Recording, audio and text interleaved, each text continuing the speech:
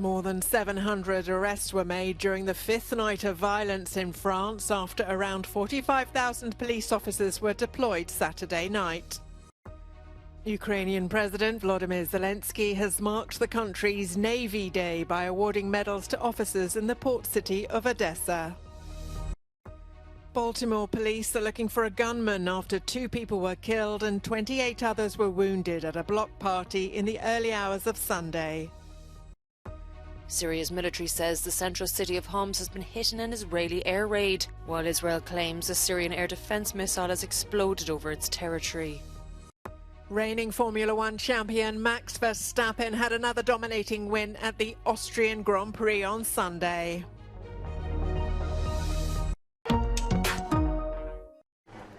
The mayor of a town south of Paris says rioters had rammed a car into his home, injuring his wife and one of his children when they fled, and that a fire had been started. It's the most serious incident so far after the fifth night of violence in France. More than 700 people were arrested during Saturday night. Some 45,000 policemen were deployed across the country, with extra backup dispatched to flashpoints, including at Marseille, Lyon and Grenoble. Around 7,000 officers concentrated their security at Paris and its suburbs, including tourist hotspots. Interior Minister Gérald Darmanin tweeted that the night was calmer because of the police presence. The protests began after the police killing of a 17-year-old at point-blank range.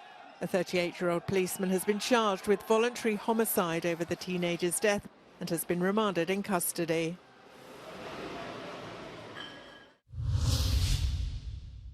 The Ukrainian president has marked Ukraine's Navy Day in Odessa by awarding medals and thanking officers for defending the port city. Volodymyr Zelensky commended them on the sinking of the Russian Black Sea Fleet flagship Moskva and the liberation of the Smyrny Island. Ви захистили Одесу, яку російські окупанти мріяли підкорити чи знищити.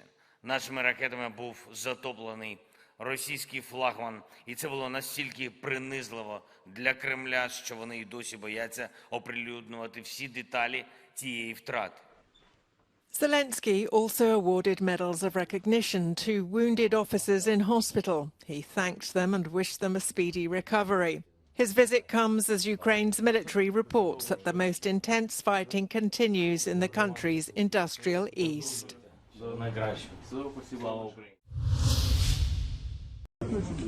There are still many more questions than answers after the Wagner mutiny in Russia, and whether the mercenary group is or was allied to a faction within the military is the most pressing question. Wagner's leader Yevgeny Prigozhin is apparently now in Belarus, and the Kremlin appears to be backing his rival, Defense Minister Sergei Shoigu.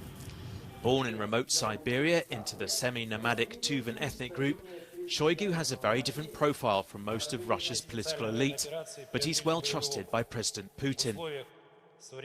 Shoigu is somebody who Putin has built a very personal connection with.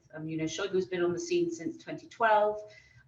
He's not one of the sort of St. Petersburg lot that Putin first started his career around, but he has a very different connection to Putin. And Shoigu is a very loyal person. And so ahead of the regional elections in September, which are going to be very important, and the presidential elections next March in 2024, Putin really needs people around him that are very loyal. So it would be a mistake for him to remove him from his position. Before the mutiny, Prigozhin had repeatedly claimed that Shoigu was incompetent, and that had led to his men getting killed in Ukraine. Wagner had lost thousands of men in the battle for Bakhmut, the biggest and bloodiest of the war, and Prigozhin publicly called for Shoigu to resign. As far as Shoigu himself is concerned, I'm not convinced that he's going anywhere. I think his position is relatively assured for now. And then I think in terms of the other military leadership, it is possible in the coming weeks and the coming months that Putin might undergo some kind of rotation, some kind of movements of senior commanders. But I think he's going to be very careful to make sure that that doesn't seem like it's in response to something that Prigozhin has suggested, because that, I think, would be seen as quite a key political weakness. 2 people have been killed and 28 others were wounded after gunshots were heard at a block party in Baltimore on Sunday. An 18-year-old woman was found dead at the scene and a 20-year-old man was pronounced dead at hospital. Police say 3 of the wounded were in a critical condition. The shooting happened at just after midnight in the southern part of the city. Officers say the gunman remains at large and say the crime scene was extensive. It comes as people gather for the weekend ahead of the July the 4th celebrations. Airstrikes near the central Syrian city of Homs early Sunday morning. The Israeli air raid caused material damage but no casualties, the Syrian military said in a statement. State media in Damascus quoted an unnamed military official saying its air defences shot down some of the missiles fired by Israeli warplanes over neighbouring Lebanon. Israeli authorities did not comment on the airstrike on Homs, but said one Syrian missile exploded over northern Israel without causing damage. The last suspected Israeli airstrike on Syria was on the 14th of June, which left 1 soldier wounded. 1 migrant has died and 65 others have been rescued after attempting to cross to Tenerife on Sunday. They were transferred to the port of Los Cristianos. 1 went to hospital in Santa Cruz in a serious condition. Meanwhile, the Caminando Fronteras Human Rights Association has confirmed the deaths of at least 51 people after a shipwreck on Saturday. It's after the vessel spent 8 days adrift trying to cross the Atlantic from West Africa to the Canary Islands. Among the fatalities were 3 children. We come back always to the same point. Migrants have to resort to smugglers because there is no other way for them to reach safely Europe. Even if this means crossing the Mediterranean that is becoming a cemetery. One shipwreck after another. Since 2014, more than 20,000 people have died crossing the Mediterranean to reach Europe, according to figures from the International Organization for Migration. When people arrive at the European border, they're being pushed back violently by member states' police units. I think this is why people have increasingly started to take longer and more dangerous routes. To ensure the rescue of migrants at sea, the Mediterranean is divided into search and rescue zones under the responsibility of nearby coastal states. But NGOs denounce a lack of coordination. Whenever we, for example, are calling the rescue coordination centers in Malta or in Italy or in Tripoli, they don't give us any information. They also don't give us any verification about open distress cases anymore. It's even worse because we also have recorded one specific call from a rescue coordination center in Malta, like one of the officials, who told us we don't work with NGOs. So what can we do to prevent further tragedies? It's very important that search and rescue is reinforced, that the capabilities and capacities are reinforced, and that this should really be a state-driven and a state-backed process primarily. In a tweet following the June 15 shipwreck off the Greek coast, the European Commission proposed the creation of legal access routes for migrants to Europe. For the United Nations High Commissioner for Refugees, there needs to be the creation of a way of facilitating a return to one's home country.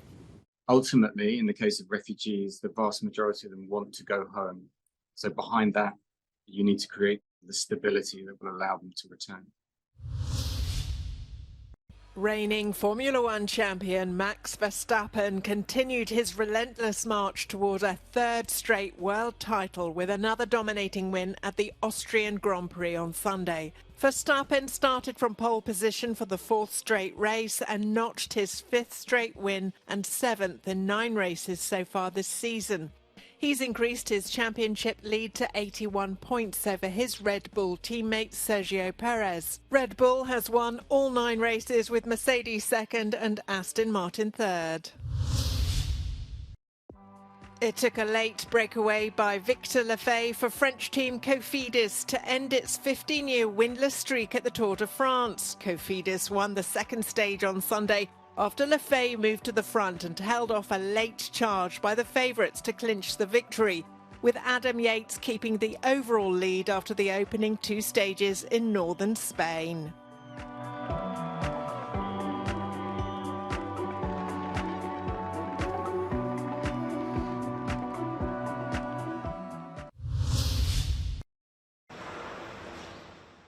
The US has been accepted back into the UNESCO fold after a vote on Friday by the member states of the UN's Agency on Education, Cultural and Scientific Matters. It pulled out along with its funding 5 years ago under the presidency of Donald Trump. The US announced earlier this month that it wanted to rejoin.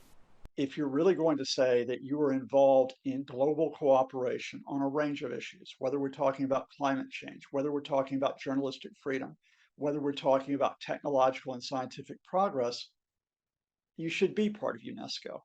Why shouldn't we work together for educational, scientific, and cultural heritage and for progress? Now, it may happen that by being on the right side of contemporary affairs, you also gain soft power for yourself. Although the vast majority of countries voted in favour, Russia and China both opposed its return. The Biden administration recognizes, in terms of power politics, that if you're not in UNESCO, you give up leadership or a primary position to China. And there will be some posturing over the US re-entry into UNESCO. The Chinese are putting out PR through the Communist Party newspaper that, you know, if the US is doing this just to try to gain advantage versus us, we won't let this happen. But let's be honest here. The United States, for many years, was the largest funder, contributor to UNESCO. The United States has a lot that it can bring to UNESCO in terms of cooperation. I think all of this will lead to a general welcoming. The decision gives the US a seat at the table, but it comes at a cost, with hundreds of millions of dollars in funding to be paid.